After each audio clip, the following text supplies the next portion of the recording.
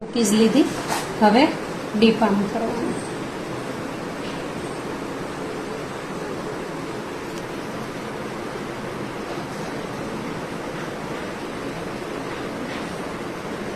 Okay, આ રીતે નિતારી દેવાનું બધું જ આઈસિંગ એનું. મૂકવાની થોડી રોઝ પેટલ, થોડો પિસ્તા. કેટલી ફાઇન લાગી તો. ઓકે, બે કરીએ આપણે.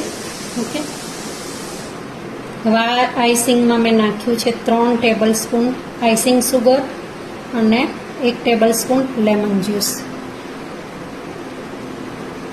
આ ફરાળી કૂકીઝ છે જેનું આઈસિંગ હું બતાવું છું. ઓપ્શનલ છે, તમારે કરવું હોય તો કરી શકો. ફરીથી આમાં રોઝ પેટલ અને આલમંડ નાખીશ આમાં.